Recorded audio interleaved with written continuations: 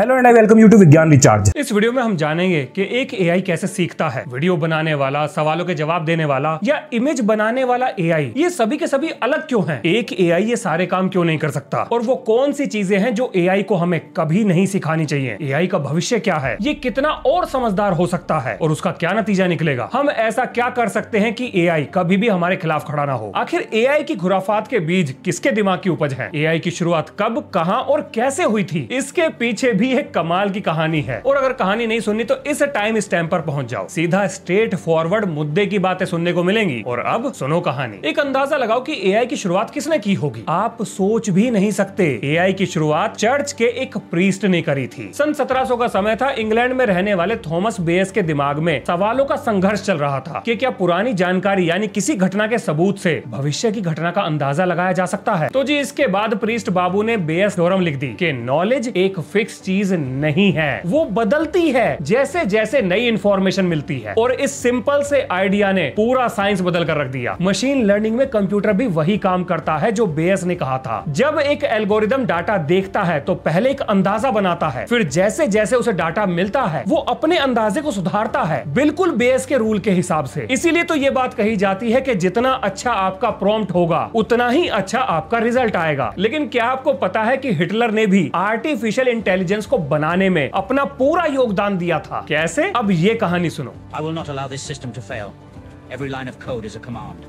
Control is absolute. सन 1940 में world war 2 अपने चरम पर था। जर्मनी ने इंग्लैंड को मार मार के उसकी कनपट्टी सुझा रखी थी। अब हिटलर के पास एनिग्मा नाम की एक मशीन थी। ये मशीन मैसेजेस को एनक्रिप्ट, बोले तो कोड भाषा में बदल देती थी कि उसे कोई समझ ही नहीं सकता था। और हर दिन एनिग्मा मशीन अपने कोड को बदल लेती थी। ब्रिटिश आर्मी के पास जर्मन मैसेजेस आते थे पर उन्हें पढ़ना असंभव था। युद्ध चल रहा था, लोग मर रहे थे और सब कुछ धीरे धीरे जर्मनी के कंट्रोल में जा रहा था। इसके बाद ब्रिटेन ने पूरे देश में हल्ला काट दिया कि बेटा जो भी अपने आप को ज्ञानी बाबा मानता हो वो ब्लेचले पार्क में आ जाए। भाई साहब वहां पर मुफ्त का राशन पानी मिल रहा था तो दुनिया भर के लोग वहां जा पहुंचे। अब इन्हीं में से एक पगलेट लड़का, बुक के अंदर वियर्ड लिखा था, मुझे कोई हिंदी का सही सा शब्द नहीं मिल रहा तो मैंने वियर्ड की जगह पगलेट बोल दिया। कभी कभी वोकैबुलरी ऊपर नीचे हो जाती है तो थोड़ा सा एडजस्ट कर लेना। तो भाई साहब इस नौजवान का नाम था एलन टरिंग। ये जनाब ऑक्सफोर्ड से मैथ्स के डिग्रीधारी थे। इनके दिमाग में एक सवाल आया कि अगर एक मशीन कोड लिख सकती है तो मशीन कोड तोड़ क्यों नहीं सकती। और इसके बाद इन्होंने बनाया बॉम्बी। बॉम्बी एक बड़ा सा मैथमेटिकल कंप्यूटर था। वो हर सेकंड हजारों पॉसिबिलिटीज चेक करता था और धीरे धीरे जर्मन कोड्स का पैटर्न ढूंढता था। और फिर एक दिन इस मशीन ने एनिग्मा कोड को तोड़ दिया और यहीं से ब्रिटेन के हाथ जर्मनी का सबमरीन प्लान लग गया था। इसके बाद अलाइड फोर्सेस ने अपनी स्ट्रेटेजीज को बदल दिया और वर्ल्ड वॉर 2 जीतने की कहानी को लिख दिया। अगर एलन ट्यूरिंग नहीं होते तो वर्ल्ड वॉर 2 कम से कम और 2 साल चलता, हजारों लोग मारे जाते। अब आप सोच रहे होंगे कि भाई ये तो बड़ा ही गजब आदमी था। भाई साहब आदमी तो ठीक था लेकिन इसके साथ हुआ बहुत बुरा। आप आगे की कहानी सुनो। इसके बाद एलन ट्यूरिंग ने सोचा क्या एक मशीन किसी दिन इंसान की तरह इमेजिन और एक्ट कर सकती है। और यही था वो आइडिया जिसने आर्टिफिशियल इंटेलिजेंस के कॉन्सेप्ट को जन्म दिया। वैसे ये शब्द आर्टिफिशियल इंटेलिजेंस ये तो काफी बाद में जाके पड़ा लेकिन जन्म यहीं से हुआ था। अब देखो जितनी भी कहानी आपने सुनी होगी आपको ये लग रहा होगा कि ये भाई साहब तो नेशनल हीरो बन गए होंगे, चारों तरफ इनके ही चर्चे और बड़े बड़े अखबारों में इनके ही नाम के पर्चे छपे होंगे। नहीं भाई साहब ऐसा नहीं हुआ, बल्कि इंग्लैंड की सरकार ने इनकी टांग पकड़कर इन्हें उल्टा टांग दिया। सुनो कहानी। 2 सितंबर 1945 को वर्ल्ड वॉर 2 जैसे ही खत्म हुआ उसके बाद 5 साल लग गए। मतलब सब कुछ समेटने में 5 साल लग गए। जैसे जर्मनी के ज्ञान को लूटना, उनके ऑफिसर्स या वैज्ञानिकों को सजा देना और काम के वैज्ञानिकों को जबरदस्ती पकड़कर अमेरिका ले जाना। इन सारे ड्रामों को निपटाने के बाद नंबर लगा था कि जिन लोगों ने वॉर को जीतने में मदद करी उन हीरोज को सम्मान भी देना है। लेकिन भाई साहब उसी समय 1945 में पता लगता है कि एलन ट्यूरिंग उस टाइप के थे,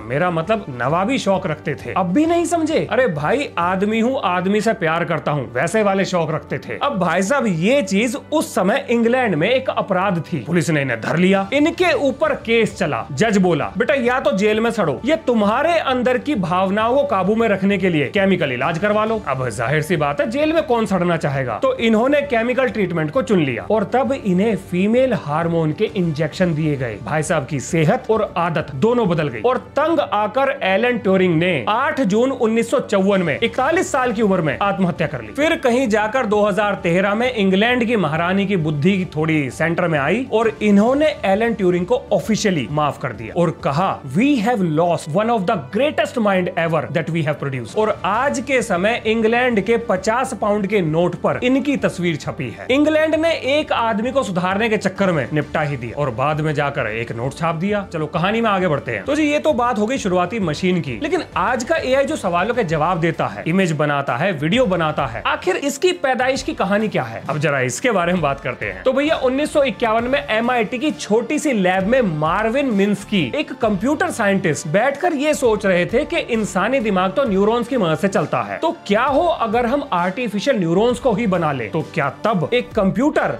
इंसान के दिमाग की तरह काम कर पाएगा? और उसके बाद इन्होंने दुनिया का पहला आर्टिफिशियल न्यूरल नेटवर्क बना दिया। नाम था SNARC।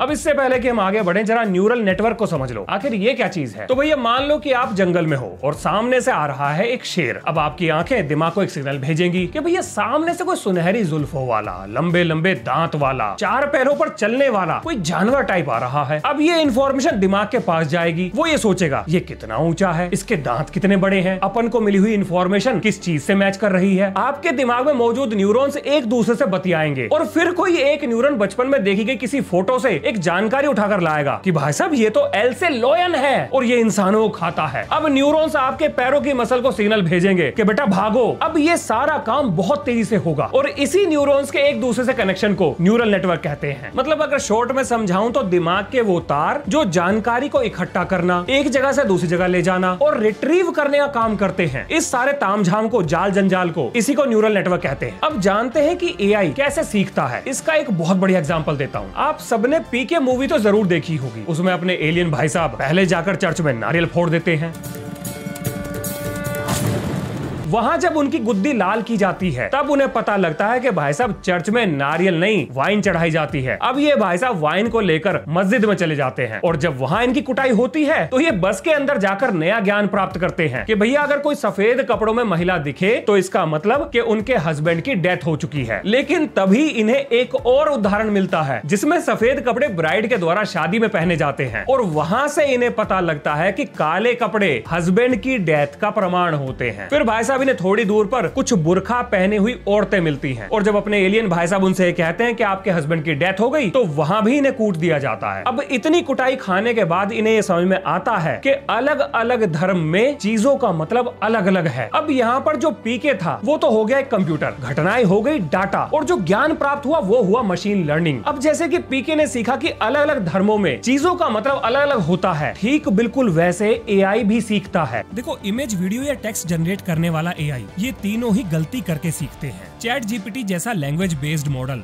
वर्ड्स की प्रिडिक्शन करता है। एक उदाहरण देकर समझाता हूँ। एक छोटा बच्चा जब पढ़ना सीखता है तो सबसे पहले वो अक्षरों का ज्ञान लेता है, उसके बाद शब्द बनाता है, शब्दों का मतलब समझता है और उसके बाद आम बोल चाल में आपका दिमाग एक शब्द के बाद आने वाले दूसरे शब्द को अपने आप प्रिडिक्ट कर लेता है, अपने आप ही उसका अंदाजा लगा लेता है। अगर मैं अपना उदाहरण लूँ और ये कहूँ कि विज्ञान रिचार्ज नाम का मेरा एक यूट्यूब चैनल है, तो क्या ये लाइन में रट के बैठा हुआ था? नहीं, मेरे दिमाग ने अपने आप ये प्रिडिक्ट कर लिया कि किस शब्द के बाद कौन सा शब्द आना चाहिए। अगर दिमाग ये ना कर पाता तो मैं ये कहता मेरा यूट्यूब विज्ञान रिचार्ज चैनल नाम है, शब्द वही है, बस प्रिडिक्शन गलत हो गई है, सीक्वेंस गलत हो गया है। चैट जीपीटी भी शब्दों के सीक्वेंस को देखता है, पैटर्न को ऑब्जर्व करता है और आपके दिए हुए शब्दों के पैटर्न के आधार पर इंटरनेट को सर्च करता है और आपको जवाब ला कर देता है। कमाल की बात ये है कि एआई शब्दों का अर्थ नहीं समझता, अभी तक तो नहीं समझता। अब जरा इमेज बनाने वाले की बात कर लेते हैं। अगर एक इमेज बनाने वाले एआई से आप डॉग की इमेज बनाने के लिए कहोगे तो भाई साहब उसे डॉग का मतलब नहीं पता।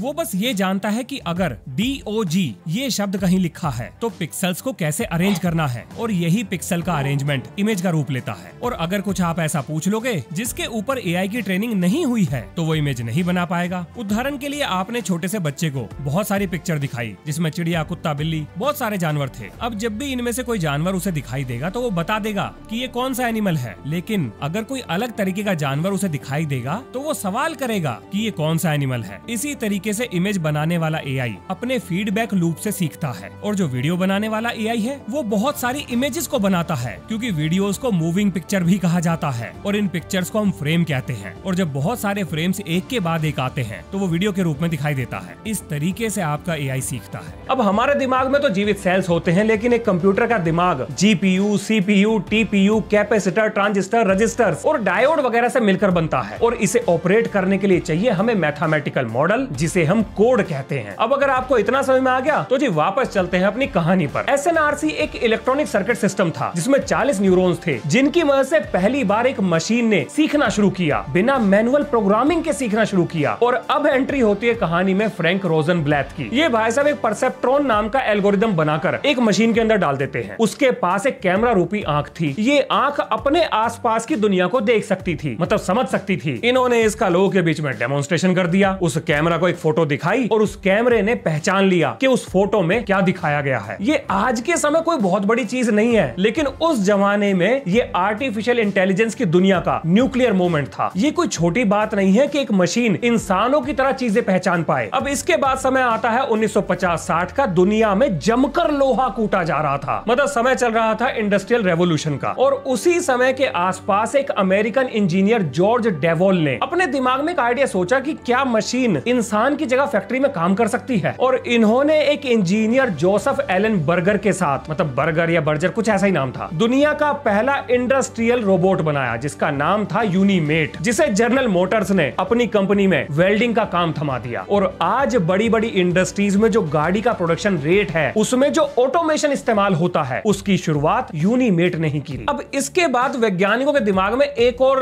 हलचल हुई। उन्होंने ये सोचा कि क्यों ना एआई को बातचीत करने लायक बना दिया जाए। और इसके बाद दुनिया का पहला चैटबॉट एलिजा बना, जिसने कंप्यूटर साइंटिस्ट के बीच में एनएलपी यानी कि न्यूरल लैंग्वेज प्रोसेसिंग नाम के नए तरह के सस्ते नशों की शुरुआत कर दी। अब सबको चैटबॉट बनाने का शौक चढ़ चुका था। अब इसके बाद वैज्ञानिकों के दिमाग में एक नई खुराफात आई, क्यों ना मशीन का इंसानों के साथ मुकाबला कराया जाए। और 1997 में आईबीएम के डीप ब्लू ने world rank number 1 Gary Kasparov को चेस में हरा दिया। इसके बाद आईबीएम वाले बिल्कुल पगला गए। उन्हें लगा कि उनका कंप्यूटर दुनिया की सारी जानकारी अपने दिमाग में समेट सकता है। तो भैया अब बारी थी टेस्ट की। ध्यान से सुनिए, अब मशीन आपके सवाल सुनकर उनके जवाब देने के लिए तैयार हो चुकी थी। इसके बाद कंपटीशन हुआ और वाटसन नाम के कंप्यूटर ने सभी के सभी पार्टिसिपेंट्स को हराकर चैंपियनशिप जीत ली। फिर भैया इसके बाद 2011 में सीरी आया, 2014 में अमेज़न का अलेक्सा आया और 2020 में जीपीटी को मार्केट में छोड़ दिया। ये आम आदमियों के हाथ लग गया और बस सवाल बढ़ते गए, इन्हें एक्सपीरियंस मिलता गया और एआई धीरे धीरे स्मार्ट होता चला गया। एलन ट्यूरिंग ने जो सपना देखा था, आज वो सच हो चुका है। लेकिन क्या कभी आपने सोचा कि एक एआई सब कुछ क्यों नहीं कर सकता? अगर एक इंसान लिख सकता है, सोच सकता है, समझ सकता है, तो अलग अलग काम के लिए हमें अलग अलग एआई क्यों चाहिए? एक एआई सारे काम क्यों नहीं कर सकता? देखो, अगर ऐसी मशीन बन जाती है तो इसे हम आर्टिफिशियल जनरल इंटेलिजेंस कहेंगे, यानी कि एजीआई। तब मशीन इंसानों की तरह चीजों को समझ सकेगी, किसी भी फील्ड में बिना ट्रेनिंग के नई स्किल को सीख सकेगी। इमोशन हो गए, लॉजिक हो गए, मेमोरी और इमेजिनेशन को कंबाइन करके डिसीजन ले पाएगी। आपको रोटी बनाना नहीं आता तो आप देखकर सीख सकते हो, ऐसे ही एआई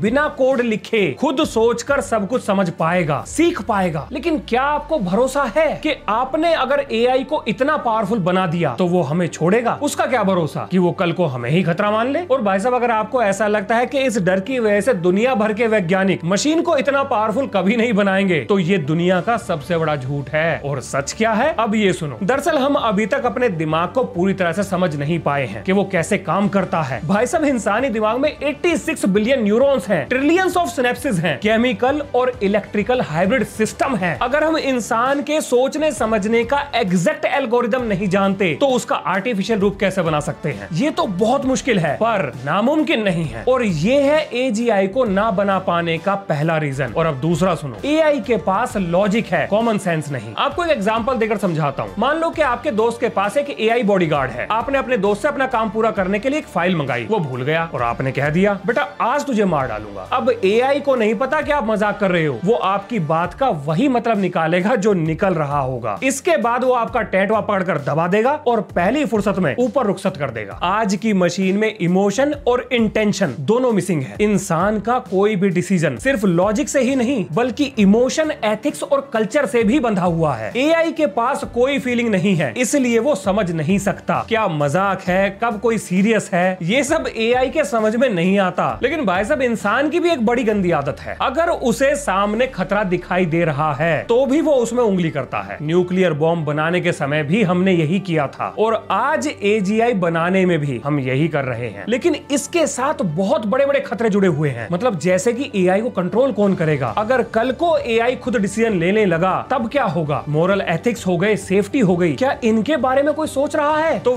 जब ये सवाल वैज्ञानिकों से पूछा गया तो उन्होंने एक आश्वासन दिया है और वो ये है कि तब की तब देखेंगे। अब भाई साहब, ये सोच ठीक है या नहीं है ये तो मुझे नहीं पता, लेकिन ऐसी बहुत सारी चीजें हैं जो हमें एआई को कभी भी नहीं सिखानी चाहिए, लेकिन जाने अनजाने हम ये गलती तो कर रहे हैं। अब इसको समझने से पहले आप जरा ये सोचो कि एआई आपके बारे में कितना जानता है। भाई साहब, एआई के पास हम सबका डाटा है, हमारी फोटोज, हमारे द्वारा लिखी गई लाइंस, हमारे लाइक डिसलाइक्स और यहाँ तक कि हमारी सर्च हिस्ट्री, इन सारी चीजों से वो हमारी पर्सनैलिटी को समझ सकता है। अगर ये डाटा गलत हाथों में चला गया तो एआई हमारी सोच को कंट्रोल कर सकता है। एड्स हो गए, पॉलिटिकल मैसेजेस हो गए, फेक न्यूज, सब कुछ पर्सनलाइज हो सकता है। एआई हमारे डिसीजंस को पूरी तरह से कंट्रोल कर सकता है और ये वो चीजें हैं जिनसे हमें डरना चाहिए, क्योंकि आज के समय एआई को ऑटोमेटेड हैकिंग और साइबर अटैक्स ये सब सिखाया जा रहा है और ये और कोई नहीं, अलग अलग देशों की सरकारों के द्वारा किया जा रहा है। मतलब ज्यादा मुंह नहीं खोल सकता, मुझे भी इसी सिस्टम के अंदर रहना है, बाकी आप तो हो ही समझदार। इसके अलावा अगर युद्ध हो जाए और मिस इन्फॉर्मेशन और डीप फेक ये सामने ना आए, ऐसा तो हो ही नहीं सकता। मतलब पता चले कि कल को मोदी जी सोशल मीडिया पर न्यूक्लियर स्ट्राइक की घोषणा करते हुए वायरल हो जाएं।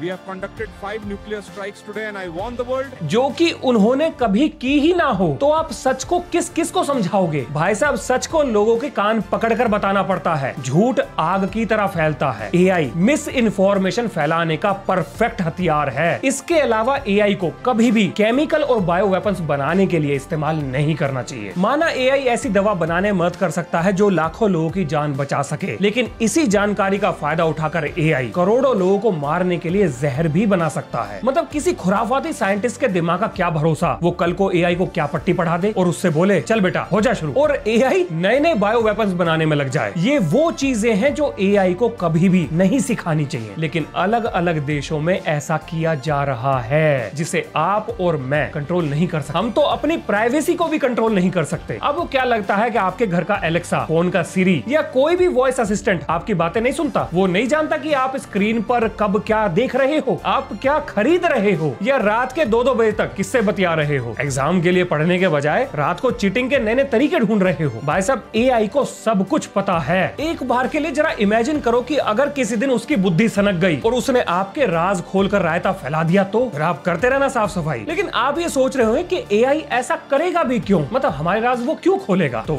इसके पीछे भी लॉजिक है। आपने उसे ह्यूमनली बनाने के लिए जो सिखाया है उसमें अच्छी और बुरी चीजें दोनों हैं। जैसे एक इंसान में कुछ अच्छाई और बुराइयां दोनों होती हैं, तो एआई को भी ह्यूमनली बनने के लिए दोनों चीजें सिखाई जाएंगी। अब भैया आपका एआई जो है ह्यूमनली हो गया और आपने कैजुअली उसे गाली दे दी, तो भाई साहब समझ जाओ एआई हमारी जिंदगी को झंड बनाने की ताकत रखता है। You're nothing but data.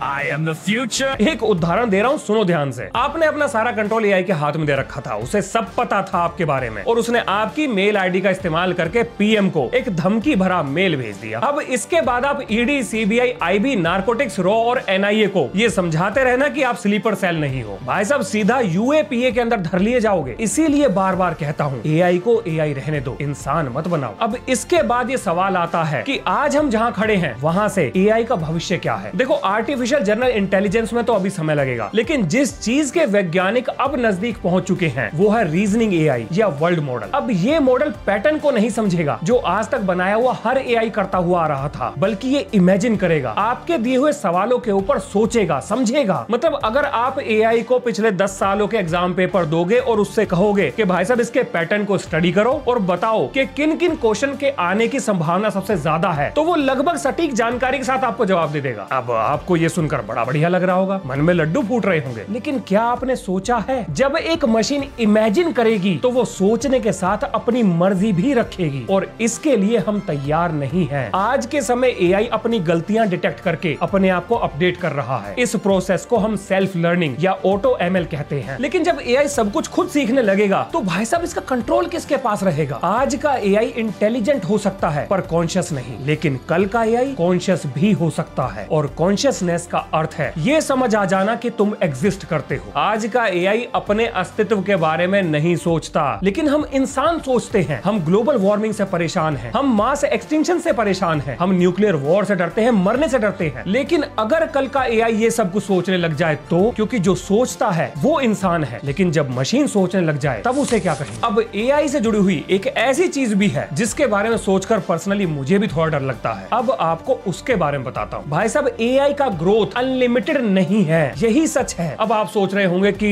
अच्छी बात है, अनलिमिटेड नहीं है मतलब एआई हमेशा कंट्रोल में रहेगा। नहीं भाई साहब, यही सबसे बड़ी मुसीबत है। एक लिमिट है जहां पर पूरी दुनिया की जानकारी, पूरी दुनिया का डाटा खत्म हो जाता है, और इस पॉइंट के बाद एआई के पास सीखने के लिए कुछ भी नहीं रहेगा। और क्योंकि हमने एआई को सीखने के लिए बनाया है तो वो खुद का सिंथेटिक डाटा बनाएगा, मतलब अपने द्वारा बनाए गए डाटा से सीखेगा, और तब हम उसे रोक नहीं पाएंगे। ये जितने भी एआई से जुड़ी हुई मूवीज दिखाई गई हैं, चाहे इंडिया की रोबोट हो, टर्मिनेटर हो, या स्टेल्थ एयरक्राफ्ट की मूवी हो, इन सभी मूवीज में यही एक चीज कॉमन थी, जहां एआई अपने द्वारा बनाए गए डाटा सेट से सीखकर दुनिया में एक्ट करना शुरू कर देता है। और हम इस चीज से ज्यादा दूर नहीं है। ये होगा, लेकिन कितनी जल्दी होगा इसका अंदाजा किसी को नहीं है। आपको एक कमाल की चीज बताता हूं। आपने रिसेंटली ओपन एआई यानी ज्ञान फेंकने की टंकी यानी जीपीटी, हाँ जीपीटी की फुल फॉर्म यही है, तो जो जीपीटी को बनाने वाले सैम अल्टमैन का भारत के प्रति नया नया प्यार उभरते हुए देखा होगा। मतलब उन्होंने भारतीयों के लिए जो इसका मंथली सब्सक्रिप्शन था वो भी 399 रुपए का कर दिया। मैं रिसेंटली किसी न्यूज को फॉलो कर रहा था तो ट्विटर पे कुछ ट्वीट्स देखे कि जी सैम अल्टमैन को इंडिया बड़ा पसंद है, हमें स्पेशल ट्रीटमेंट मिल रहा है। अगर आप भी यही सोच रहे हो तो भाई साहब इस गलत फहमी के गड्ढे से बाहर आ जाओ। ये वही सैम अल्टमैन है जो भारत में बैठकर ये कहकर गया था कि भारत कभी भी चैट जीपीटी जैसा कुछ भी नहीं बना पाएगा। भाई साहब ये प्यार नहीं है, बल्कि चैट जीपीटी को और बेहतर बनाने का सबसे आसान और सस्ता तरीका है। देखो, किसी भी लार्ज लैंग्वेज मॉडल को ट्रेन करने के लिए डाटा चाहिए, और जो क्वालिटी डाटा भारत दे सकता है वो दुनिया का कोई भी देश नहीं दे सकता। We are the only country in this world जिनके पास 140 करोड़ लोगों का डाटा है। ये दुनिया का सबसे बड़ा डाइवर्स डाटा सेट है। भारत में ऑफिशियल 22 भाषाएं हैं। भाई साहब 1600 से ज्यादा लोकल शब्दावली से जुड़ी हुई बोलचाल है। भारत एक परफेक्ट लैब है किसी भी लैंग्वेज मॉडल को ट्रेन करने के लिए। अब वो क्या लगता है ऐसे ही सैम अल्टमैन भारत के लिए मरा जा रहा है? नहीं भाई साहब, ये दुनिया वैसी है नहीं जैसी दिखती है। अब देखो, वीडियो खत्म करने से पहले कुछ कड़वी और सटीक बातें। देखो, दुनिया का हर एआई अपने क्रिएटर का रिफ्लेक्शन है। एक एआई से ज्यादा डेंजरस चीज बिना वैल्यू वाला इंसान होता है। अब सवाल ये नहीं कि